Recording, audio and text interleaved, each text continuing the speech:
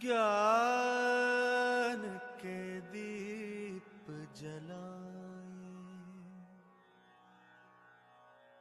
आशा की झिलमिल को रोशन बनाए। ऊंचे उठे और छू ले गगन को, ऊंचे उठे और छू ले गगन को, सवेरे की सरगम को जीवन में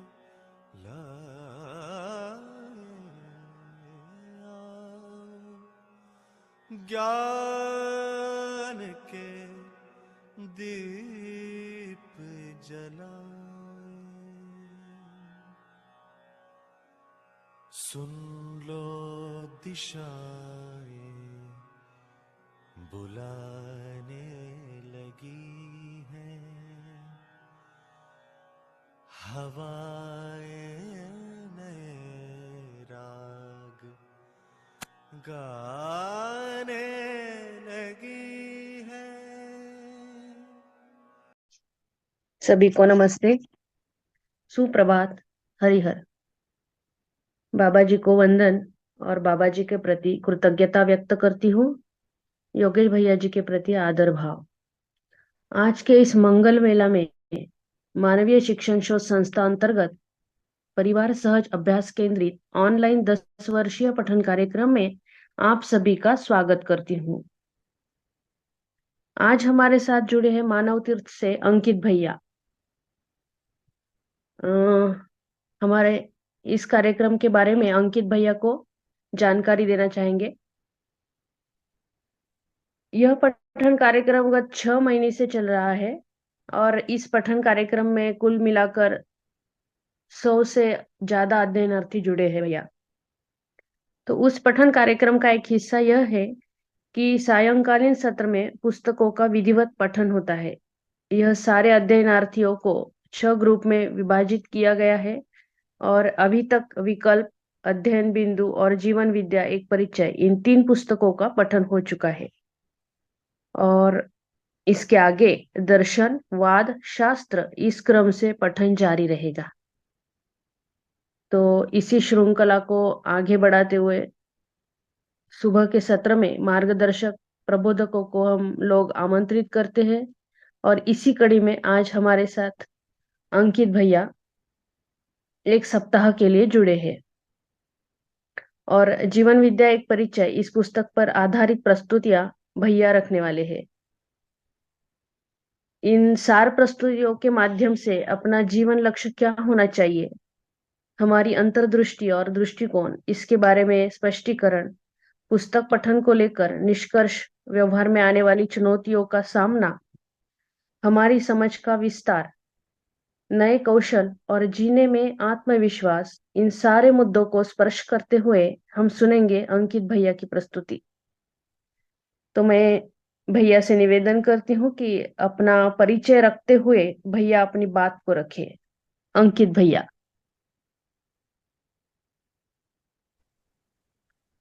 जी, सभी को नमस्कार। मेरी आवाज आ रही है? जी आ रही है भैया, अच्छी तरह से। जी। आपका इस सत्र में बहुत बहुत स्वागत है भैया। जी, धन्यवाद दीदी।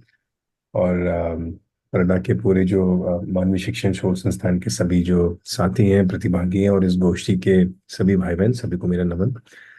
इस सत्र को प्रारंभ करने से पहले पूजनीय बाबा जी और माता जी को के प्रति कृतज्ञता ज्ञापित करता हूँ और सभी वरिष्ठ प्रबोधकों को जिन्होंने इस दर्शन को समझने में मेरी सहायता करी।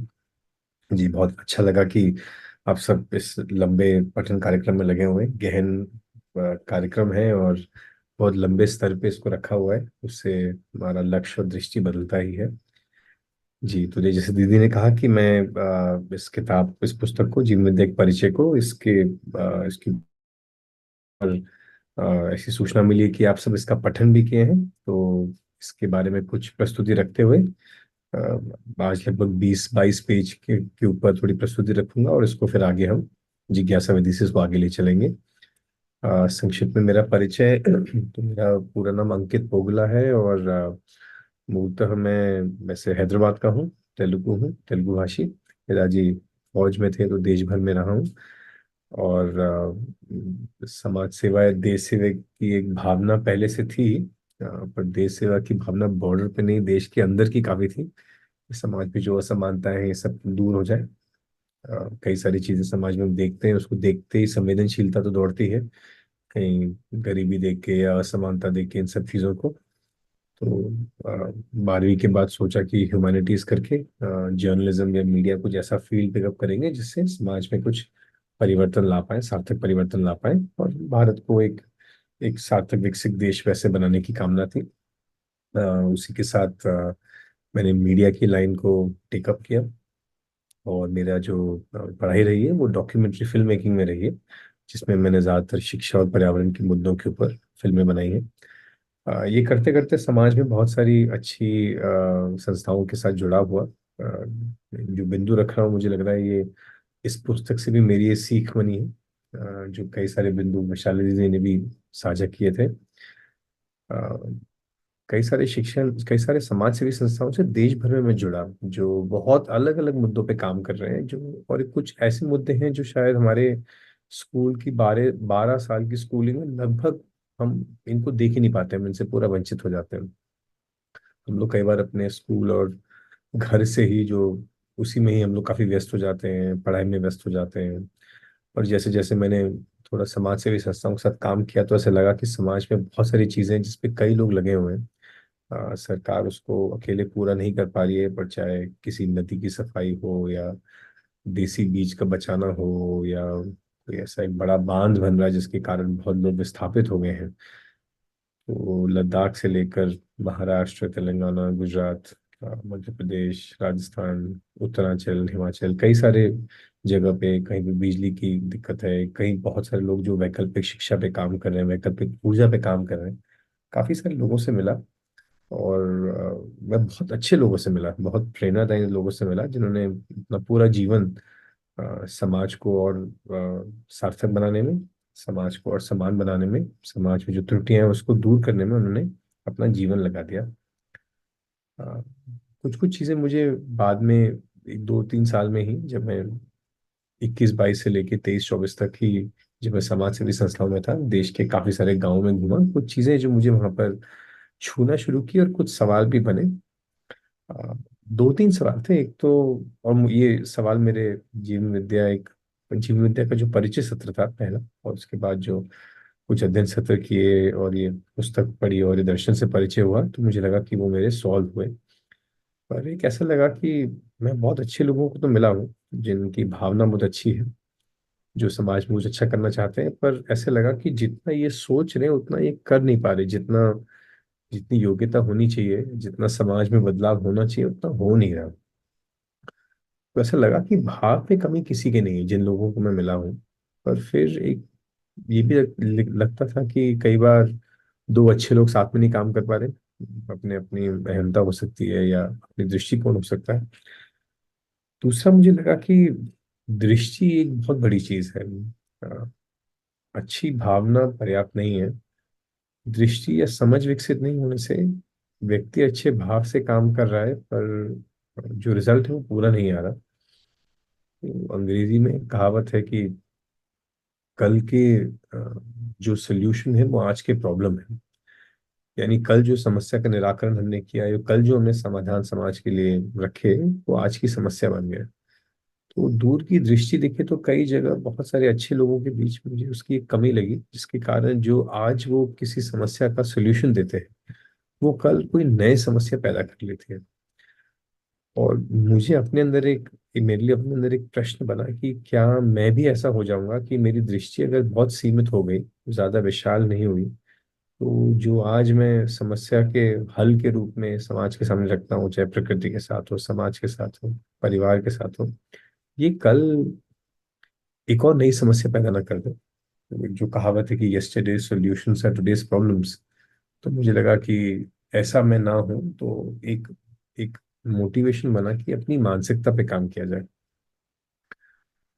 साथ साथ ये लगा कि समाज में सबसे गहन प्रयास क्या हो सकता है। तो कई लोग बहुत सारा काम कर रहे हैं कि नदी खराब ना हो, जैविक खेती और बढ़े, बच्चों को शिक्षा मिले, शिक्षा मतलब साक्षरता मिले, ऐसे कई सारी चीजें चल रही हैं। पर लगा कि इतने सारे प्रयासों के बावजूद भी समाज में जितना होना चाहिए था वो हुआ नहीं। और फिर ये भी लगा कि सरकार क्या करेगी, हर जगह सरकार कहाँ पुलिस वाला खड़ा कर सकती है, हर जगह सरकार कैसे लोगों को ठीक कर सकती है। तो धीरे धीरे ऐसे लोगों से परिचय हुआ कि सबसे गहन बदलाव समाज में क्या होगा। तो सबसे गहन बदलाव मानसिकता का हो।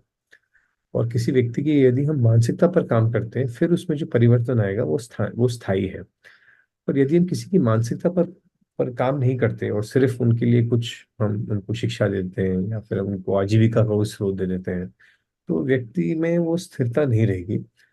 और मानसिकता का परिवर्तन से स्पष्ट हुआ कि शिक्षा ही वो क्षेत्र है जहां से मानसिकता का परिवर्तन होता है। पर मेरे जो कुछ प्रश्न थे कि मानसिकता का स्थायी परिवर्तन कैसे होगा, कैसी शिक्षा होगी जिसमें व्यक्ति सिर्फ अपने बारे में नहीं पर समाज और प्रकृति के बारे में भी सोच रहा है। कैसे हो कि अच्छे लोग जो हों उनमें अहंकार अहमता कम हो और वो साथ में काम कर पाए। और सिर्फ अच्छा भाव नहीं, अच्छी योग्यता का क्या मतलब है, सही समझ कैसी होगी जिससे व्यक्ति जो परिवर्तन समाज में चाह रहा है वो कर पाए। इन सब प्रश्नों के उत्तर थे। और कई जगह ये भी लगता था कि शायद यही विधि है, नियति है कि मानव द्वंद में रहेगा, स्वयं के साथ, परिवार के साथ, प्रकृति के साथ। और कभी कभी ऐसा लगता था कि समाज कार्य जो करना चाहते हैं वे लोग परिवार के साथ नहीं रह पाएंगे, क्योंकि परिवार उनकी दृष्टि को नहीं समझता, उनके भाव को नहीं समझता। तो ये द्वंद हमेशा रहेगा, क्योंकि परिवार आपसे समय चाहता है, परिवार आपको ज्यादा अपने साथ देखना चाहता है, और जो लोग समाज में उतर जाते हैं वो परिवार को कम समय दे पाते हैं। तो लगा था कि ये एक एक स्वाभाविक द्वंद है, ऐसा लगा। दूसरा ये भी लगा कि अगर हम समाज के विकास में काम करते हैं, सब शायद ऐसे सुनते थे कि भारत विकसित देश अ, नहीं है, भारत अल्प विकसित है, ये अर्ध विकसित है। और लगता था कि भारत विकसित देश हो जाए। पर जब भी विकास की बात करते थे तो ऐसे लगता था कि देश के विकास के साथ साथ पर्यावरण का असंतुलन भी होगा। तो पर्यावरण का संतुलन बना रहे, देश का विकास हो, साथ साथ हो, ये क्या संभव है कि नहीं है, ये भी एक प्रश्न था। और एक और चीज थी ये जो बाबा जी ने जीवन विद्या एक परिचय में रखा कि अभी हम सब अलग अलग दृष्टिकोण से सोच रहे हैं। मैं अपने दृष्टिकोण से सही हूँ, आप अपने दृष्टिकोण से सही है। भौतिकवाद जिस चीज को सत्य कहता है, जैसे शरीर या जड़, उसको परंपरा लगभग मिथ्या के रूप में देखता है। और परंपरा जिस चीज को सत्य कहता है, जिसको हम शरीर से अधिक आत्मा या जीवन रूप में देखें, या कोई ईश्वर की कल्पना करें जैसे व्यापक हो, या फिर कोई देवी देवता हो, भौतिकवाद उसको मिथ्या मानता है, उसको असत्य मानता है। तो ऐसी स्थिति में जहाँ पे एक का सत्य दूसरे की मिथ्या है, तो हम लोग कैसे समाज में जिएंगे, हम कैसे निर्णय लेंगे, हमारी मानसिकता कैसी होगी, किसी चीज का आधार कैसे होगा। और मैं बार बार अपने आप को भौतिकवाद और परंपरा के बीच में पाता था। और चर्चा ये थी कि सही कौन है, श्रेष्ठ कौन है। मुझे ऐसे लगता था कि कैसे कहें कि कोई एक श्रेष्ठ है या कोई एक सही है। पर दर्शन पढ़ने के बाद मुझे सबसे बड़ी जो राहत मिली, जो जीवन विद्या एक परिचय पुस्तक में भी अच्छे से आती है, कि विकल्प ही एक चीज है। भौतिकवाद में कामना ठीक थी, और पर कई चीजें नहीं हो पाई। परंपरा में कामना अच्छी थी, पर मानवीय परंपरा रूप में कुछ चीजें रह गई। और विकल्प से मुझे पहली बार लगा कि वैचारिक स्तर पे मुझ में कोई द्वंद्व नहीं रहा। मुझे लगा कि चीजें काफी स्पष्ट हैं। और परंपरा और भौतिकवाद में से जो चुनने की प्रक्रिया है वो आवश्यक नहीं है। ऐसा नहीं कि हमको एक को सही मानना है, वास्तविकता इससे बड़ी चीज है। और मुझे व्यक्तिगत रूप में, एक युवा था मैं, 24-25 साल का, जब मैंने पहला अपना परिचय शिविर किया और फिर उसी के कुछ वर्ष बाद जीवन विद्या एक परिचय पुस्तक का पठन किया, तो मेरे लिए बहुत ही राहत का वो कार्यक्रम था। कि हम लोग और स्पष्टता से हम लोग रह पाएंगे। और ये जो भौतिकवाद और परंपरा के बीच में चयन करना कि क्या सही है। और अब कुछ लोगों के बीच जाएंगे तो वो परंपरा को कम कहते थे, कुछ लोगों के बीच जाएंगे तो वो भौतिकवाद को कम कहते थे। तो ये एक एक एक असमंजस था जिससे मैं थोड़ा बच पाया दर्शन के बाद। मुझे बहुत राहत मिली। और उसके बाद मेरे अंदर ये वैचारिक मतभेद कभी नहीं आया उसके बाद। तो परिचय को थोड़ा बढ़ाते हुए ये थोड़ी एक वैचारिक यात्रा थी, साथ में अच्छे लोगों को ढूंढते हुए शिक्षा से परिचय हुआ, शिक्षा में कुछ गहन लोगों को ढूंढते हुए जीवन विद्या से परिचय हुआ। और जीवन विद्या परिचय जीवन विद्या सत्र सुन के लगा कि अपनी जो काफी सारी जो जिज्ञासाएं थी वो शांत हुई, अपने अंदर जो असमंजस थे वो खत्म हुए, और साथ में ही पुस्तकों का पठन हुआ। और मेरे को जीवन विद्या एक परिचय पुस्तक इसलिए भी काफी सार्थक लगती है क्योंकि जो मेरी वैचारिक यात्रा थी उसमें मुझे लगा कि कई सारे जो गांठें थी वो खुली। दूसरा, मेरे को लगता है कि आज जिस वातावरण में रह रहे हैं, हम लोग जिस प्रकार के वातावरण में रह रहे हैं जहाँ बहुत सारे अंतर्विरोध भी हैं, विचार रूप में, व्यवहारिक रूप में, मुझे लगता है जीवन एक परिचय जो बाबा जी की यात्रा है कई चीजों को उसमें बहुत स्पष्ट और सरल कर देती है। और बाबा जी की अपनी यात्रा है, हम सबकी इतनी जिज्ञासाओं का स्तर तो नहीं था जितना बाबा जी का था, कम से कम अपने ऊपर अपने बारे में मैं कहूँ तो। पर मुझे लगता है कि उनकी यात्रा को देख के हमारे कई सारे प्रश्न, कई सारे हमारे जो मुद्दे हैं विरोध के, अंतर्विरोध के या बाहरी विरोध के, ये मुझे लगता है कि स्पष्ट होते हुए दिखते हैं। और हम यहाँ ऐसे समय में रहते हैं जहाँ हम भौतिकवादी जीवन जीना चाहते हैं पर हमको अपने मूल्य और संस्कार पारंपरिक चाहिए।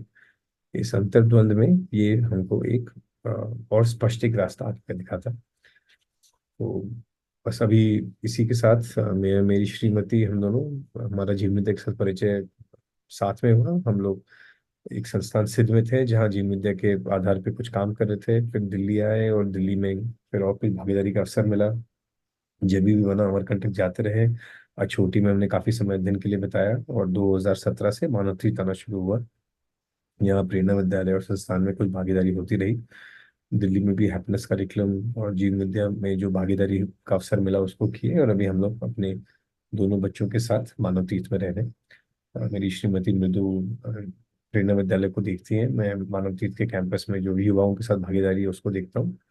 और हमारे दो बच्चे हैं, वे हमारे साथ ही रहते हैं और प्रेरणा विद्यालय में वे पढ़ रहे हैं। तो यहाँ पे अध्ययन और अभ्यास के लिए हम लोग हैं कि अपना विकास हो, अपने बच्चों को अच्छा वातावरण मिले, और पूरे देश में जो भी भागीदारी जीवन विद्या के संदर्भ में मिलती है उसे स्वीकारते हैं कि उससे हमारा विकास होगा।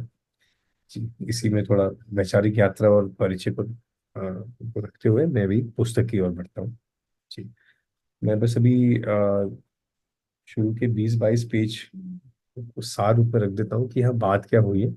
उसके बाद हम लोग जो कुछ जिज्ञासा होंगी या कुछ स्पष्टीकरण होंगे प्रतिभागियों के साथ उस पर बढ़ सकते हैं।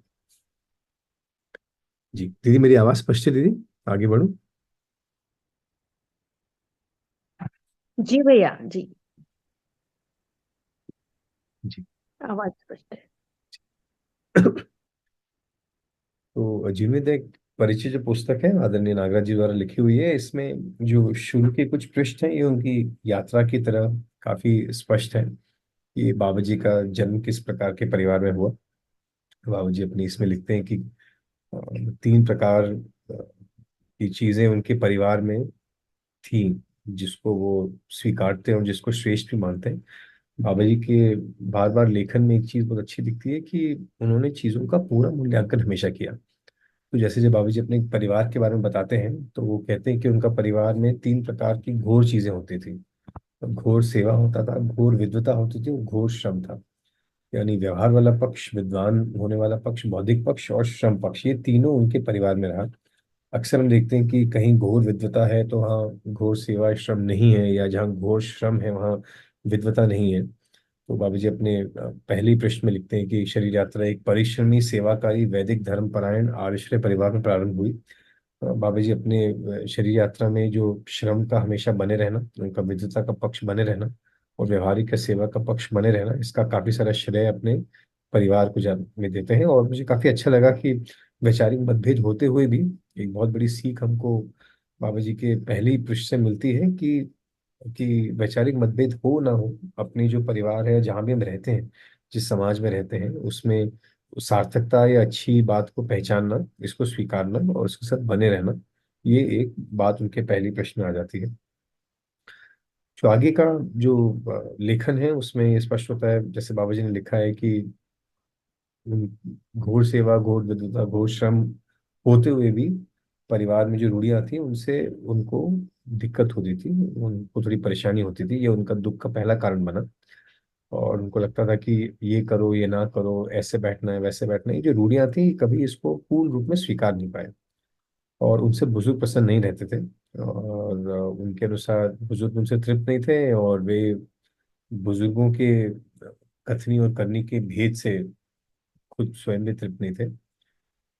एक निर्णय उनमें बन गया कि रूढ़ियों को मानना नहीं है, पर क्या किया जाए, ये एक असमंजस का मुद्दा रहा।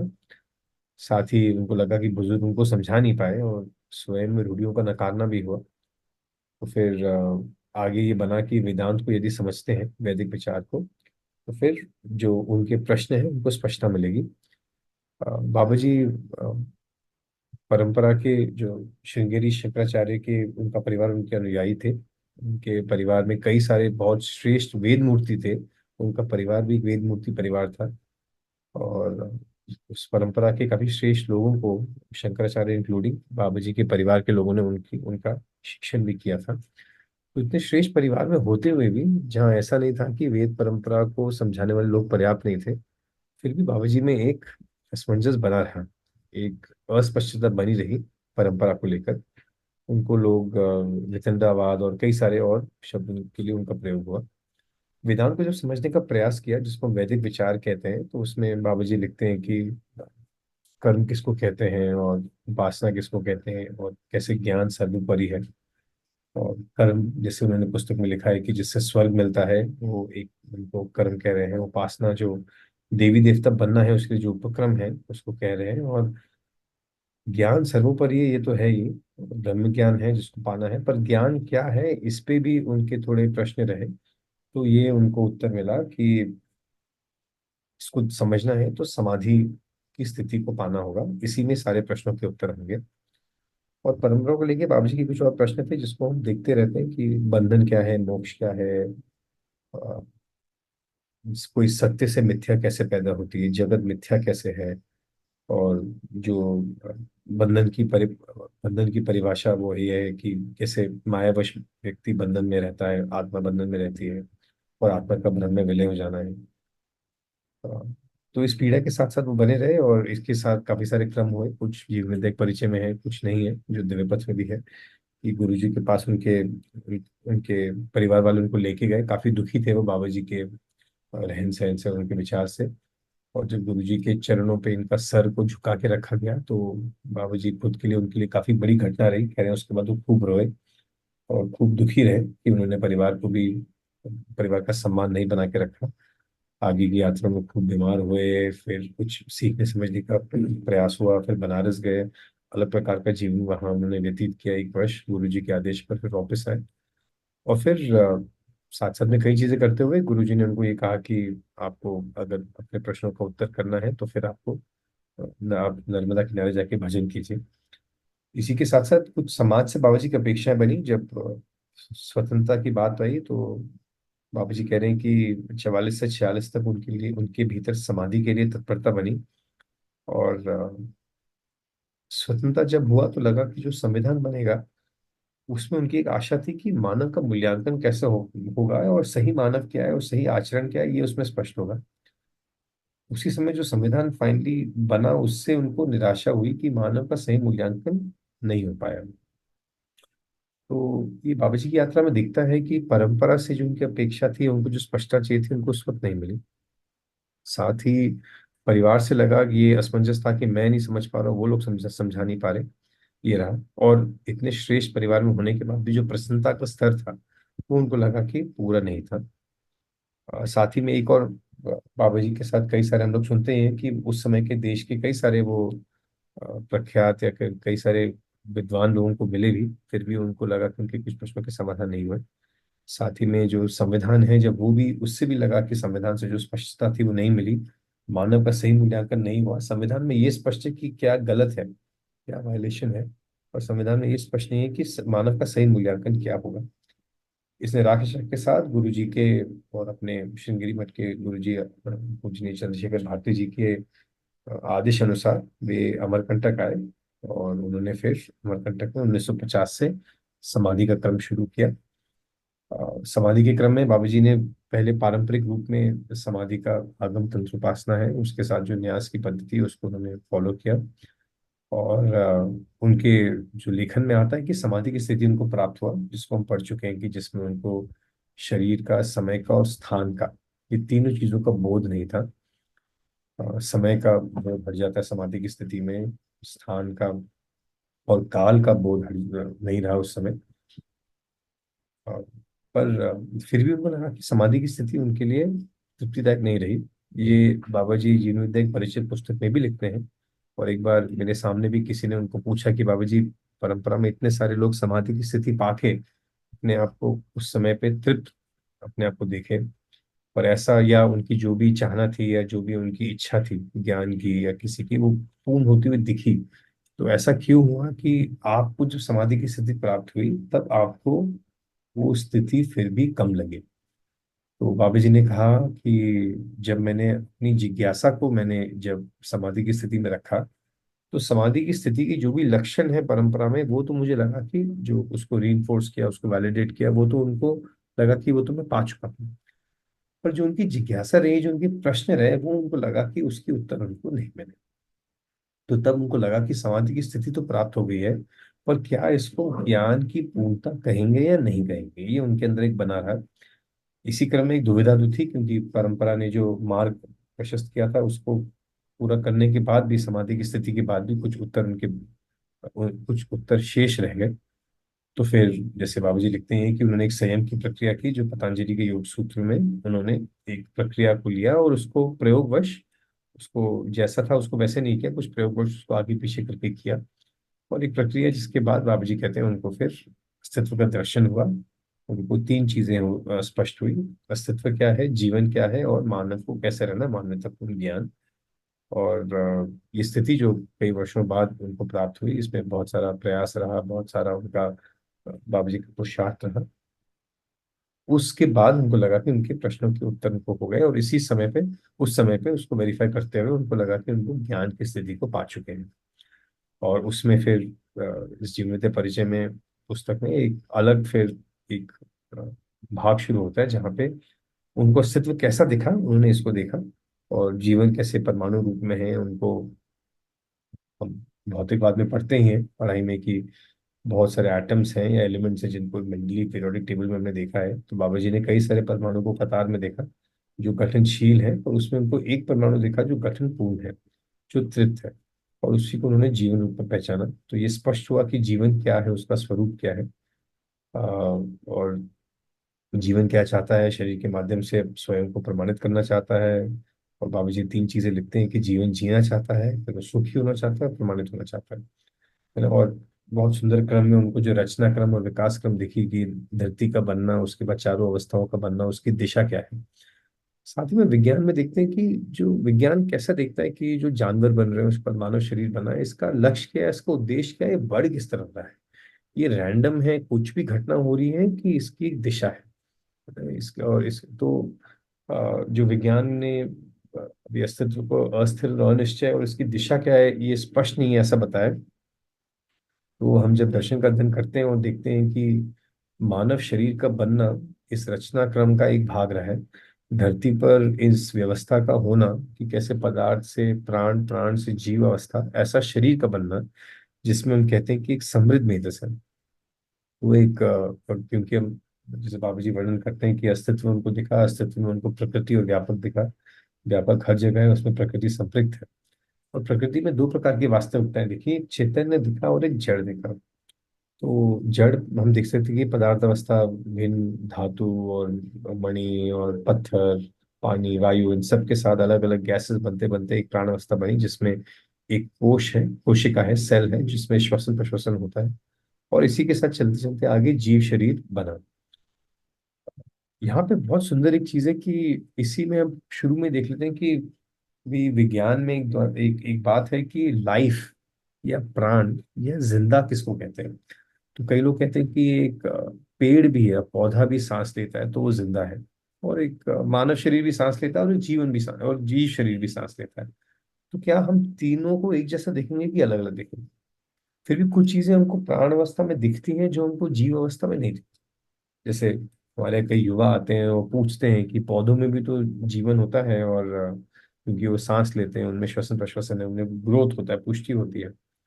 तो कई बार हम लोग एक उदाहरण देते हैं कि यदि हम अ, एक डंडा लेके गौशाला जाए और गाय को डंडा दिखाएं, और एक भिंडी या टमाटर के पेड़ पौधे को डंडा दिखाएं, तो उन दोनों में कुछ भिन्न प्रतिक्रिया आती है कि एक ही आती है ना। दूसरा, मैं गाय को हाँ करता हूँ तो गाय पीछे होती है, मैं एक पौधे को हाँ करता हूँ तो पौधा पीछे नहीं होता है ना। अब पर ये भी दिखता है कि रोज सब्जी तोड़ने वाला व्यक्ति बदल जाए तो पौधा ऐसा नहीं करेगा कि इसको सब्जी दी, इसको सब्जी नहीं दी, या एक का विरोध है एक का नहीं है।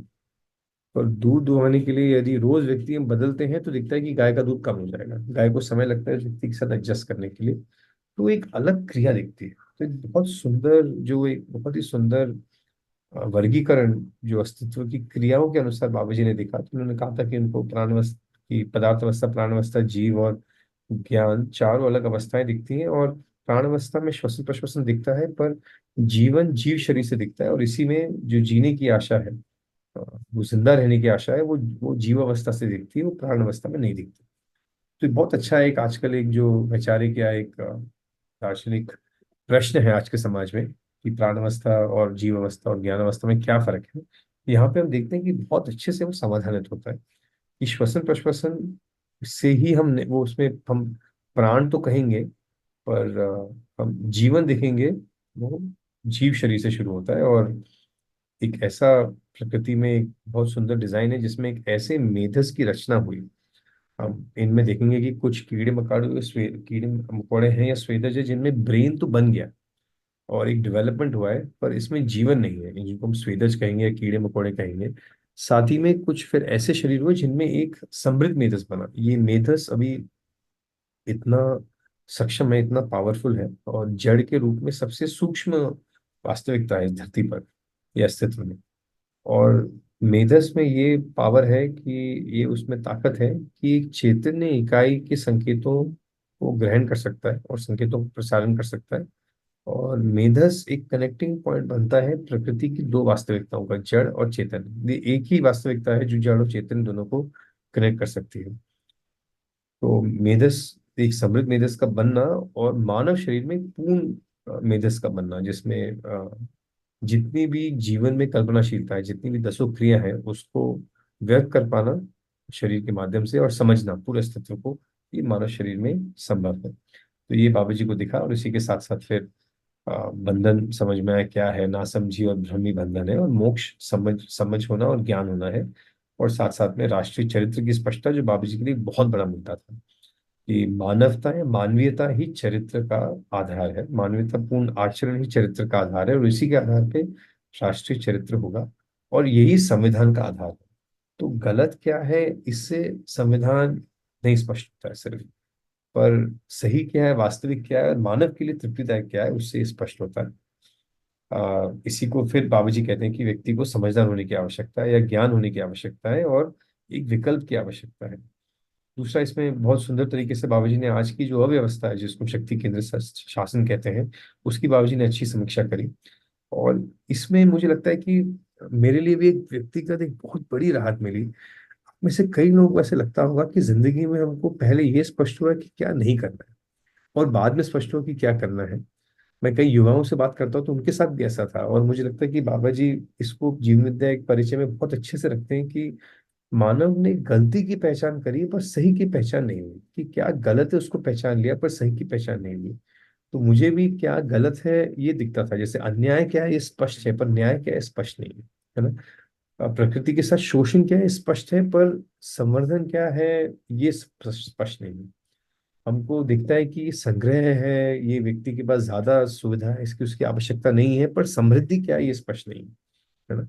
और अस्पष्टता या गलत धारणा है ये हमको स्पष्ट है, चलो ये जो व्यक्ति कह रहा है इसका विचार पूरा नहीं है, या विज्ञान कह रहा है पूरा नहीं है, पर पूर्ण क्या है ये हमको स्पष्ट नहीं है। जब हमको सही स्पष्ट नहीं है, सिर्फ गलत की ही पहचान है, तब हम वही करते हैं कि जब हमारे सामने एक गलती होती है तो उसी को ठीक करने के लिए हम एक और गलती कर देते हैं। और बाबा जी ने कहा कि ये दृष्टि का जो सीमा है, और ये मैंने जैसे अपने परिचय में रखा कि एक सबसे बड़ी चीज जो मुझे परेशान करी कि हमारी दृष्टि पूरी नहीं है, हम पूरा देख नहीं पा रहे, पूरा समझ नहीं पा रहे। तो इसी से बाबा जी ने कहा जो उत्पन्न होता है कि व्यक्ति गलती को गलती से रोकता है, अपराध को अपराध से रोकता है और युद्ध को युद्ध से रोकता है, जिसके कारणवश जो उसका फल परिणाम है कि गलत की परंपरा, नासमझी या अस्पृश्यता की परंपरा या क्लेश और बढ़ता रहता है ना। और बहुत अच्छे से बाबूजी ने इतिहास को संक्षिप्त में यहाँ रखा, जिसको हम समाधान को भौतिकवाद पुस्तक में और डिटेल में देखेंगे कि कैसे आदर्शवाद से विज्ञानवाद आया। हम मुझे लगता है कि दर्शन के अध्ययन में एक बहुत अच्छी चीज हमको दिखती है, क्रम दिखता है। कैसे मानसिकता का परिवर्तन हुआ मानव में पूरे इस धरती पर, उसके आधार पे मानव कैसे रहा। तो कैसे जिसको हम कहते हैं कि जंगलों में रहना, शिला या धातु युग से व्यक्ति नगर बनाए, ग्राम बनाए, है ना, फिर राजा की कल्पना आई। और हम देख सकते हैं कि बहुत सारे अलग अलग धरती के जगहों पर कई लोग तो हजारों साल तक मिले भी नहीं थे, फिर भी सब में एक प्रकार की कल्पना हुई, शादी की बातचीत हुई, समाज की रचना हुई, ग्राम बने, राजा बने, मंत्री बने, ईश्वर की कल्पना हुई, प्रकृति को ईश्वर बना। तो ये सब समान रूप में हम देख सकते हैं। इनमें वैचारिक अलग अलग मतभेद होंगे, अलग अलग धर्म बने, ईश्वर है कि नहीं है, शरीर के आगे क्या रहता है, ये सब में थोड़ी सी इसमें विविधता रही, पर सभी में एक प्रकार का रहा, शक्ति को बनाने का रहा, राजा ईश्वर का प्रतिनिधि है इसका रहा। और जब एक आस्था जब एक समय पे कम पड़ गई, जो जो हम देख सकते हैं कि यूरोप में जहाँ पे कम हुई, तो वहां पे एक रेनेसां के रूप में आया जिसमें विज्ञान फिर आगे बढ़ा, है ना। जहां भी आस्था कम पड़ी तो लोगों ने फिर 400 500 600 साल पहले उनमें तर्क की क्षमता बनी, और फिर उन्होंने देखा कि जो ईश्वर की कल्पना है, धर्म की कल्पना है, कम पड़ रही है, तो दुनिया के एक भाग में फिर विज्ञान अधिक बढ़ा, जिसको हम फिर हम देख सकते हैं कि विज्ञानवाद हुआ, या जिसको हम भौतिकवाद के रूप में देख सकते हैं, जहाँ एक आस्था पर एक ईश्वर की कल्पना से कम होके जो संवेदनाओं के रूप में दिखता है, और वही तृप्ति है, वही सुख है, ऐसी एक धारणा पड़ी। और ये पूरे विश्व में देख सकते हैं फैल गई। विज्ञानवाद से कुछ अच्छा भी आया, बाबा जी ने दोनों चीजों को देख पाया, इससे तर्क बढ़ा, आस्था की सीमा दिखी, और विज्ञान ने तर्क को स्वीकारा, है ना। और एक मजेदार बात हुई कि परंपरा में स्वर्ग की बात हुई, सब धर्मों में स्वर्ग की बात हुई, और उसमें बहुत बार भौतिक सुख की कल्पना काफी होती है कि कैसे क्या खाएंगे क्या पिएंगे, या नर्क में भी भौतिक दुख की बात हुई है, या तो गर्म तेल की कढ़ाई में तला जाएगा या कुछ वैसा। पर बाबूजी कह रहे हैं कि विज्ञानवाद में जो भौतिकवाद आया है, उससे जो यंत्र और तकनीक में बढ़ाई हुई, उसमें ऐसा लगा कि जो भौतिक सुख की कल्पना स्वर्ग में होगी, वो भी धरती पे ही होने लगी भौतिकवाद के अंतर्गत। इसी में पर विज्ञानवाद में जो भौतिक सुख है वो तो आया, पर संबंधों में क्लेश रहा है, अस्तित्व की दिशा क्या है, एक अस्थिरता अनिश्चयता की ओर बढ़ रहा है, इस ये एक बात रहा है। और मानविक यंत्र है, ये काफी बात हुई, गति को बढ़ाने की काफी बात हुई, चाहे हमारे ट्रैवल पे हो, चाहे घूमने पे हो। और आप देखेंगे जो भी टेक्नोलॉजी है, टेक्नोलॉजी का सबसे बड़ा जो रोल रहा है वो रहा है शरीर की गति को बढ़ाने का। तो ये देख सकते हैं कि ये और इसी को चलते चलते जब देखा कि सारा सुख भौतिक ही है, तो फिर सारा सुख जड़ से ही मिलेगा। और जैसे ही व्यक्ति जड़ की और ही सुख को प्राप्त करने की कोशिश करता है, तो जड़ या जो पदार्थ अवस्था प्राण अवस्था है वो कम पड़ जाता है, चाहे पानी हो, चाहे मिनरल्स हो, चाहे जमीन हो। तो उसी के साथ साथ फिर हम देखते हैं कि एक और युग की उत्पत्ति होती है जिसे हम कहते हैं संघर्ष युग, जिसमें क्योंकि सुविधाएं मानव को कम पड़ती हैं। और अ, मैंने 15 साल पहले सुना था कि यदि दुनिया के धरती के सारे लोग अमेरिका की तरह रहना चाहते हैं, जहाँ सबके घर पे वॉशिंग मशीन है, सबके घर पे एसी चल रहा है, सबके घर पे स्विमिंग पूल है, तो इस धरती पर रहने वाले लोगों को एक धरती काफी नहीं पड़ेगी, उनको 5 धरतियां और चाहिए होंगी। दूसरा आता है कि क्या ये सब छोड़ के हम लोग आदि मानव की तरह जंगल में रहना शुरू हो जाए। ये मेरे लिए एक बहुत बड़ा एक मुद्दा था कि मानव का सही विकास क्या है। या तो लगता था कि भौतिकवाद विकास हो या फिर नहीं हो, पर दर्शन में आने के बाद ये स्पष्ट होता है, जिसको बाबा जी बहुत अच्छे से यहाँ भी रखते हैं, कि मानव की तृप्ति और समृद्धि है वो सिर्फ भौतिक नहीं है ना। तो भौतिक एक पक्ष है, उसका बड़ा पक्ष पक्ष एक समृद्धि और स्पष्टता का ज्ञान और भाव और विचार में भी है। और व्यक्ति का विकास मानसिकता का विकास है, समृद्धि आवश्यकताओं की पहचान है, ना कि सुविधा का संग्रह। और यदि इस मानसिकता के साथ व्यक्ति रह पाता है, ज्ञान के साथ रह पाता है, तो 1000 करोड़ मानव भी इस धरती पर समृद्धि पूर्वक रह सकते हैं। मेरे लिए एक बहुत बड़ा एक मुद्दा इस पे मेरा व्यक्तिगत सॉल्व हुआ कि जो प्रकृति और मानव के विकास के बीच में जो द्वंद्व है, वो हमारी अस्पष्टता है। मानव का जो लक्ष्य है, जीवन का जो लक्ष्य है, उसको हम पहचानते हैं, तो इस धरती पर 1000 करोड़ लोगों के रहने की भी व्यवस्था है, पूरी तृप्ति के साथ, पूरी समृद्धि के साथ। तो बाबू जी इसी को शिला धातु युग की और कैसे कबीरा संसार से आदर्शवाद और फिर विज्ञानवाद तक ले आए। और फिर बाबू जी ने जो विकल्प को रखा कि ज्ञान के बाद उनको ये स्पष्ट हुआ कि सभी मानव सुखी हो सकते हैं, प्रमाणित हो सकते हैं। प्रमाणित का मतलब क्या हुआ कि व्यापक है, ये एक पूर्ण वास्तविकता है, और पूर्ण में संपृक्त होने से हर इकाई में पूर्णता की चाहना है और पूर्णता की ओर अग्रसर है। और पूर्णता को देखेंगे तो दो रूप में देख सकते हैं कि हम भी चाहते हैं कि हमारे अंदर पूर्णता हो। पूर्णता में दो भाग है। हम स्वयं में व्यवस्था में रहना चाहते हैं और व्यवस्था में भागीदारी करना चाहते हैं।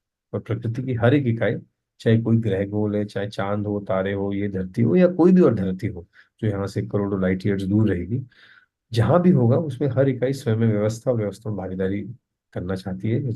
और हर जीवन जो होगा वो भी स्वयं को प्रमाणित करना चाहता है। तो इसका जो उद्घोष बाबू जी ने किया है कि भूमि को स्वर्ग यही बन जाएगी, धर्म को सफल करना है, धर्म की पहचान हुई। धर्म मानव सुख धर्मी है, इसको सफल बनाना है, धरती को स्वर्ग बनाना है, और मानव में मानवतापूर्ण आचरण हो जाएगी तो वही देवी देवता कहलाएगा। जी। तो ये लगभग 20 और 21 पृष्ठ तक हम देख सकते हैं कि ये बाबा जी ने अपनी यात्रा रखी। उन्होंने जो आज के वैचारिक मतभेद जो समाज में है, जो उनके अंदर उनको कैसे लगा, विज्ञानवाद और भौतिकवाद के और परंपरा के बीच में जो क्लेश के बिंदु हैं, या कैसे मानव समाज ने उसको पहचाना, इतिहास का उन्होंने क्रम रखा। और ज्ञान की जो चाहना थी, उनका व्यक्तिगत जो उनका यात्रा रही, और नर्मदा किनारे आके अमरकंटक में जो समाधि की स्थिति पाने के बाद जो संयम की प्रक्रिया करी, और उसके बाद जो उन्होंने स्पष्ट किया, यहाँ से उन्होंने 20-22 पेज से स्पष्ट करना शुरू करते हैं। फिर आगे के क्रम में वो 6 जो सद्गुण हैं, और जो उनको और कैसे मध्य दर्शन का प्रतिपादन है, और व्यवस्था और समाज को कैसे देखते हैं, उनको उन्होंने इसको आगे स्पष्ट किया। जी। तो मैं सोच रहा हूँ कि अभी का जो सार था मैं यहाँ तक रोकता हूँ, अभी उसको मैं कल और आगे बढ़ाऊंगा। मैं सोच रहा हूँ कि इसी में कुछ स्पष्टीकरण है, या कुछ जिज्ञासा है, या जो पठन में कुछ और चीजें हैं, तो उसको भी हम चर्चा कर सकते हैं। ठीक दीदी। जी भैया, बहुत सुंदर प्रस्तुति। जी। आप लोग भी बताइए, आप लोगों से भी सुनना चाहेंगे कुछ स्पष्टीकरण या कोई बात इस तरह का आप रखना चाहते हैं।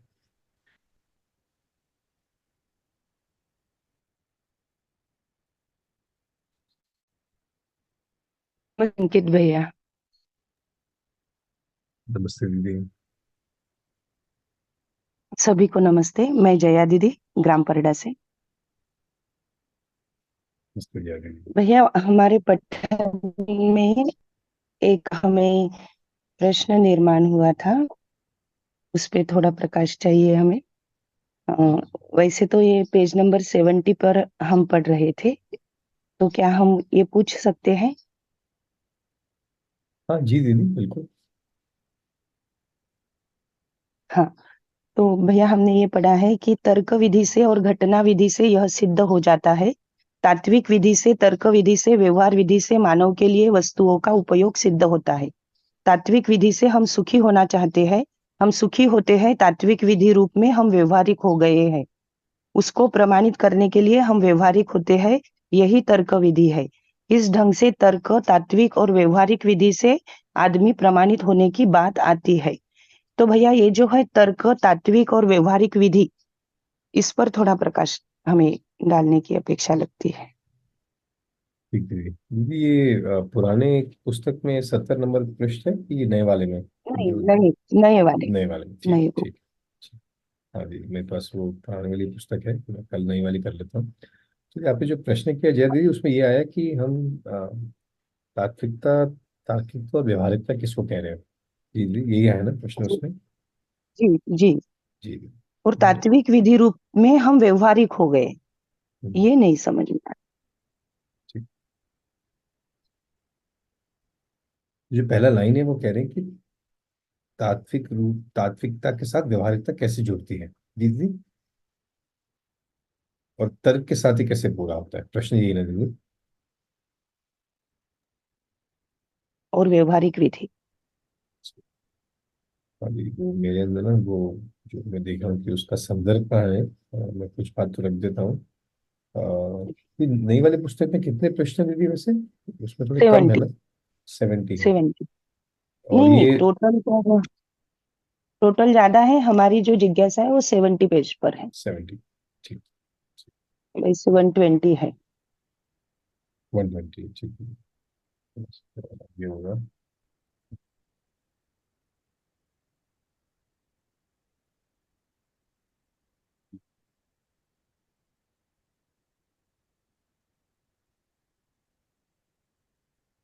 हाँ जी, मैं कोशिश कर रहा था कि वो मुझे मिल जाए वो जगह, ताकि वो थोड़ा उसका संदर्भ में ठीक पुरानी से देख पाऊँ। ये पुरानी पुस्तक में कहाँ होगा इसका वो होगा, ये तो मैं नई वाली पुस्तक ले आता अम, हूँ। एक मिनट।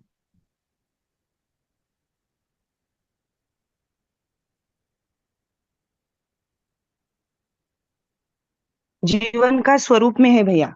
जीवन के स्वरूप में ठीक अ, है। 5-6 पेज आगे बढ़ने के बाद जी। ठीक। आत्मा बुद्धि की जो क्रियाएं बताई है उसके आगे ठीक है, बिल्कुल जी। स्वयं में विश्वास, हम्म, जो 6 सद्गुण बताए हैं उसके आगे ठीक उसके है पहले थोड़ा सा। जी। जी, यही है दीदी कि तर्क विधि से और घटना विधि से सिद्ध हो जाता है, यही वाला ना, कि हाँ तात्विक हाँ। विधि से, जी जी तर्क विधि से, व्यवहार विधि से मानव के लिए वस्तुओं का उपयोग सिद्ध होता है। तात्विक विधि से हम जी सुखी होते हैं, होना चाहते हैं, हम सुखी होते हैं, तात्विक विधि रूप में हम व्यवहारिक हो गए, उसको प्रमाणित करने के लिए हम व्यवहारिक होते हैं, यही तर्क विधि है। इस ढंग से तर्क, तात्विक और व्यवहारिक विधि से आदमी प्रमाणित होने की बात आती है। हम जितना भी बात करते हैं, पढ़ते हैं, लिखते हैं, तर्क विधि के आधार पर करते हैं। तर्क तात्विकता के अर्थ को छूता है, ये संप्रेषणा की महिमा। ओके। ठीक है, यही दिन, यही इसी की बात कर रहे जी जी हैं।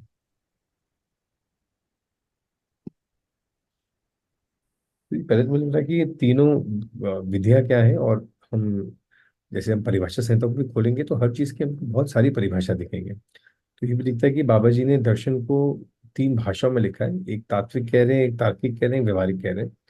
तो ये जीवन की जो अलग अलग क्रियाएं हैं उनमें है, तो जीवन का एक भाग है जो तात्विकता को देखता है, जिसको हम साक्षात्कार बोध अनुभव के रूप में देख सकते हैं। तो कुछ क्रिया हैं जो तात्विक, मतलब जो तत्व है अस्तित्व में उनको देख पाते हैं। तत्व मतलब जो जो अ, जो एसेंस है, या जो सबसे सूक्ष्म वास्तविकता है, जिसके आधार पर बहुत चीजें फैलती हैं, जो होनापन है, वो हम तात्विकता के रूप में देख सकते हैं। और तात्विकता को देखने के बाद जीवन का एक भाग है जो इसको उसके बारे में सोचता है या इसको विस्तार कर सकता है, इसे कह रहे हैं तर्क या वैचारिक विधि। और इसी के साथ एक और विधि निकलती है, एक और भाग निकलता है जो जीने वाली विधि है, जो व्यवहारिक वाला बात है इसमें। तो जो ने जो पढ़ा उसमें संदर्भ तो ये आ रहा है कि तात्विक, तार्किक और व्यवहारिक की 3 विधियां हैं। और अ, जो हम सुखी होते हैं तात्विक विधि रूप में, हम व्यवहारिक हो गए। तो मुझे लगता है कि इसके बारे में आप जो प्रश्न पूछ रहे हैं, तो दीदी पहला तो ये लगता है कि जीवन में हम व्यवहार तो कर रहे हैं, व्यवहार के पीछे कुछ हमें अस्पष्टता है, जिसके कारण सही भाव होते हुए भी व्यवहार नहीं हो पा रहा, कुछ क्लेश आ जा रहा है। तो फिर लगता है कि मेरे करने में कुछ कमी है व्यवहार में, कि मेरी सोच में कुछ कमी है। पहला लगता है कि मेरे करने में कुछ कमी है, हम करने को बदलने की कोशिश करते हैं, अपने जीने में, कार्य व्यवहार में कुछ बदलाव को व्यवहारिकता कह रहे हैं। उसी में हम लोग सोच रहे हैं कि उसी विधि से कुछ शायद सोल्यूशन मिल जाएगा। बाद में लगता है कि नहीं, इससे नहीं मिलेगा, इसके पीछे कुछ चीजें जो हमें कम है। तो फिर हम मानसिकता के रूप में देखते हैं, अपने अपनी सोच विचार के रूप में देखते हैं कि मेरा भाव कहाँ कम पड़ रहा है, या मेरी मानसिकता में व्यक्ति को मैंने शायद ठीक से देखा नहीं है, उसके कुछ आरोपण है, कुछ विरोध है। तो तर्क विधि से हम या विचार विधि से हम स्पष्ट करने का प्रयास करते हैं कि व्यक्ति के साथ जो क्लेश है वो सॉल्व कैसे होगा। पर एक समय बाद जब दर्शन की सूचना आती है तो तर्क हमको दिखता है कि कई चीजों को स्पष्ट कर दिया। जैसे हर व्यक्ति सही करना चाहता है, तो व्यवहारिकता में तर्क विधि से कुछ चीजें हमको राहत देती हैं, जो परिचयशील में सबके साथ होता है कि हर व्यक्ति सही करना चाहता है, उसकी योग्यता नहीं है इसलिए वो गलती कर रहा है, कोई भी जानबूझ के गलती नहीं करना चाहता, ये सब तर्क है। और ये सब तर्क इसलिए हमको मिल रहा है क्योंकि हमको एक तात्विकता का एक एक एक हमको एक प्रस्ताव मिला है कि मूल में ये मानव कैसा है, वो ऐसा क्यों है, हर मानव सही क्यों होना चाहता है, ऐसा क्यों है कि मैं ही सही नहीं हूँ, बाकी लोग भी सही होना चाहते हैं, चाहे बेशक वो गलत कर रहे हो। ये इस बात से आता है कि जब हम इस सूचना, तात्विकता की सूचना जो हमको मिलती है कि हर व्यक्ति मूल में जीवन है, और जीवन प्रमाणित होना चाहता है, और जीवन में 2 प्रवृत्तियां दिखती हैं कि वो स्वयं में व्यवस्था चाहता है, व्यवस्था में भागीदारी भी करना चाहता है। ये तात्विकता का हमको एक प्रस्ताव आया है। जब ये हम सुनते हैं तो हमारे विचार में एक स्पष्टता बनती है, और हमारे भाव में एक परिवर्तन होता है। हो सकता है कि कुछ देर के लिए हो, तो तर्क जो है वो तात्विकता को जोड़ते हुए हमारे व्यवहार में कुछ परिवर्तन लाता है। ये पर जब तक तात्विकता का साक्षात्कार बोध अनुभव नहीं होगा तो ये बहुत स्थायी भी नहीं है। जितना हम गहरे में जाते हैं तो उतना ये स्थिर होता जाता है। पर तर्क तात्विकता को स्पष्ट करता है, जिसके कारण में हमारे विचार और भाव में एक परिवर्तन आता है, इसकी संभावना बनती है।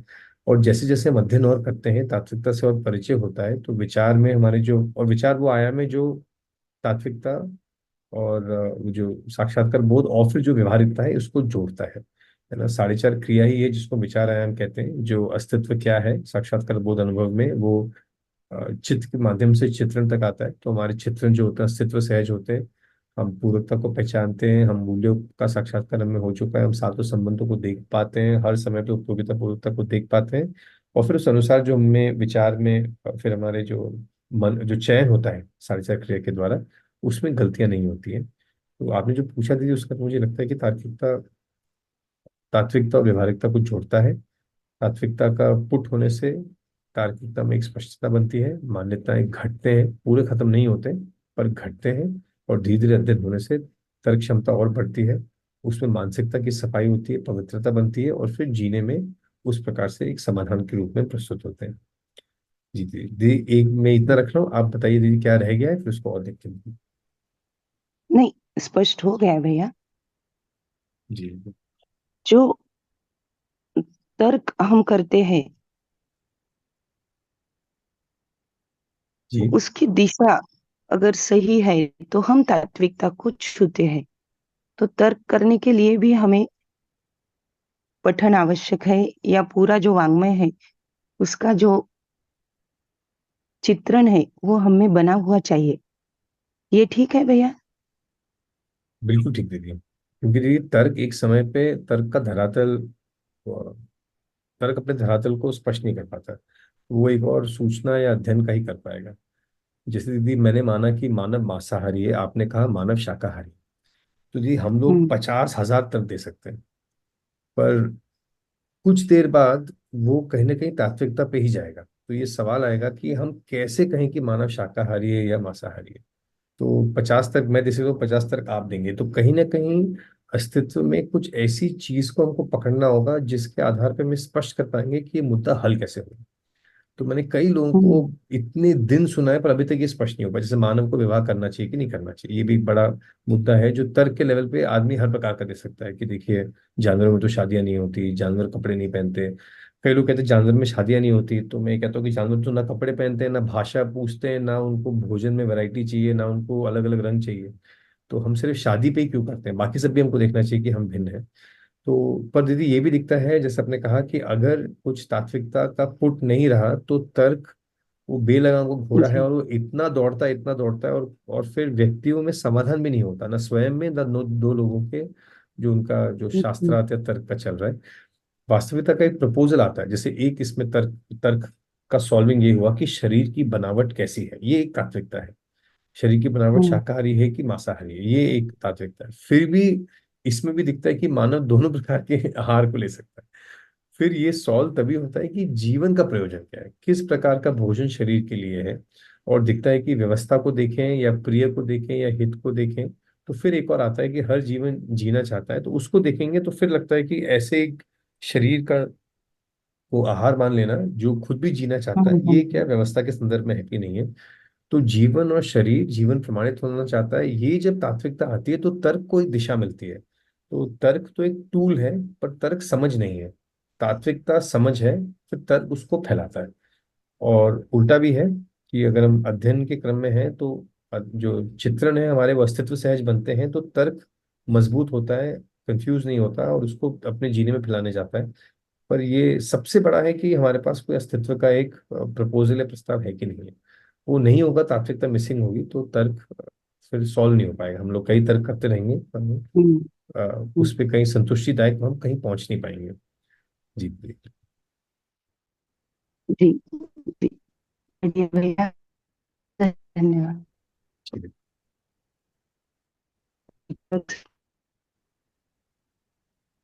दीदी बाबा जी उसी में अगले लाइन में लिखते भी हैं कि हमारी हाँ संप्रेषणा में अगले व्यक्ति को तात्विकता छू गई तो हमारी छू संप्रेषणा गई। सार्थक है। हाँ, तो मुझे वही लगता है कि, और दीदी हम तो कई बार सुने, मुझे एक बार याद है ट्रेन में मैं 6 घंटा 3 युवाओं के बीच में एक शांतिपूर्ण विवाद से लेके लगभग विरोध तक आ गया कि मानव शाकाहारी है कि मांसाहारी है, और ये सॉल्व ही नहीं हो पाया क्योंकि तात्विकता मिस थी। जैसी तात्विकता मिल जाती है तो एक हम लोग हम्म, फिर तर्क को एक जगह मिलती है अपने आप को ग्राउंड करने की।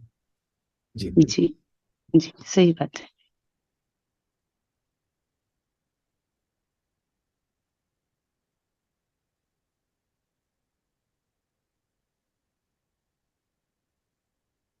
भैया एक दो शब्द आते हैं दर्शन में, निरंतर और शाश्वत। जी दीदी। हाँ, तो इसमें क्या फर्क है, कर सकते हैं भैया? ब्रह्म सत्य जगत शाश्वत, और बहुत जगह निरंतर भी शब्द आता है जीवन के बारे में। जी दीदी। जी, जैसा आपने कहा, मुझे लगता है कि शाश्वत शब्द है वो, हम निरंतर, पहला दीदी वो तो स्पष्ट होता है कि वो जीवन के संदर्भ में इस्तेमाल किया गया है। जी। और उसमें जीवन के संदर्भ में निरंतर शब्द आता है, जिसमें हम देखते हैं कि निरंतरता की चाहना है। जो एक परमाणु है जो अमर हो गया है, अभी उसमें कोई भौतिक परिवर्तन नहीं होगा, और उसमें परिमार्जन होगा। और इसमें क्रियाएं निरंतर हैं, इसका भी इसका जो स्वरूप है वो बदलेगा नहीं, जो पांचों क्रियाएं हैं। पर उसका जो कंटेंट है, उसकी जो वस्तु है, उसमें जो चित्रण है, उसमें जो विचार हैं, ये बदल सकते हैं। उसमें वो भ्रम भी हो सकता है और ज्ञान भी हो सकता है। ये चैतन्य इकाई है, इसको कह रहे हैं निरंतर, जिसका कोई भौतिक परिवर्तन जिसमें नहीं है, और अभी सिर्फ गुणात्मक परिवर्तन ही है। और वो जीवन एक इकाई है जो निरंतर है। शाश्वत देखेंगे तो एक इकाई शाश्वत रूप में नहीं दिखेगी, पर एक व्यवस्था शाश्वत रूप में दिखेगी, जिसको हम जगत रूप में देखते हैं, जो धरती के रूप में, प्रकृति के रूप में देखते हैं। इसका बना हुआ है, इसमें इकाइयां बनती बिगड़ती रहेंगी, पर ये व्यवस्था है, ये बनी रहेगी, और ये सदैव है, ये शाश्वत है। तो जैसे मैंने समझा है कि शाश्वत एक व्यवस्था है जिसमें कई इकाइयां का आना जाना रहेगा और व्यवस्था को बनाए रखेंगे। और निरंतर एक एक स्पेसिफिक जीवन को कहा है, जिसमें जीवन की क्रियाएं चलती रहेंगी, और उसमें इच्छा विचार आशा की क्रियाएं कभी अ, रुकेंगी नहीं। जो भौतिक परमाणु हैं जिससे जगत बना हुआ है, उनमें भी भौतिक रासायनिक क्रियाएं तो चल रही हैं, पर वो अलग अलग अवस्थाओं में अलग अलग भागीदारी करते हुए बड़ी अवस्था को बना के रखे हुए हैं। पर जीवन में निरंतर ये है क्योंकि उसमें जो क्रियाएं हैं वो जीवन रूप में है, और वो इच्छा विचार आशा ज्ञान की तरफ जा रही, तो इसको कहा निरंतर और उसको कहा शाश्वत। यदि ऐसा मेरी स्पष्टता बनी है। जी, शाश्वत व्यवस्था के अर्थ में और निरंतर जीवन के अर्थ में। ये शाश्वत प्रकृति के अर्थ में है, जगत के अर्थ में है। जी दीदी, जिसमें हाँ, हम देखेंगे कि व्यवस्था बनी हुई है, इकाइयां अब एक भागीदारी के रूप में बने हुए हैं, स्वयं में व्यवस्था व्यवस्था के रूप में भागीदारी कर रहे हैं, ये जगत के रूप में। और इसी का एक भाग जीवन का है, जिसको हम निरंतर कह रहे हैं। जी, तो हम भौतिक परमाणु में हम बने रहने के अर्थ में यूज करते हैं उसमें, है ना। वो भी निरंतर क्रियाशील तो है, उसमें भौतिक रासायनिक क्रिया तो आ रही है, पर उसका जो उसका आचरण है परमाणु रूप में स्थिर है। पर जो वो अणु बनाता है, उसके आगे जो आगे जाके पिंड बनाएगा, तरल में होगा, ठोस में होगा, ये एक बड़ी व्यवस्था की भागीदारी के रूप में है। और इन सबको देखते हैं तो ये शाश्वत है, ये बना हुआ है, ये हमेशा रहेगा ही। इसमें कुछ कुछ परिवर्तन होते रहेंगे। जब निरंतर कह रहे हैं तो हम वो जीवन के रूप में कह रहे हैं, जिसमें जीवन क्रियाएं एक दिशा में चल रही है। तो इन दोनों को, हम्म, जगत को हम्म, शाश्वत और जीवन को निरंतर का, ऐसे नहीं समझ बनेगी इसमें। धन्यवाद भैया जी। आज की प्रस्तुति के लिए आपका सभी की ओर से आभार व्यक्त करती हूँ। और आज का दिन मंगलमय हो, इसी शुभ कामना को लेकर आज का सत्र यहाँ समाप्त करते हैं और रुकते हैं। कल फिर से मिलेंगे सुबह 5 बजे। धन्यवाद, सभी को नमस्ते। सबको नमस्कार दीदी, आप सबका धन्यवाद। धन्यवाद भैया जी, धन्यवाद दीदी, सभी को नमस्ते।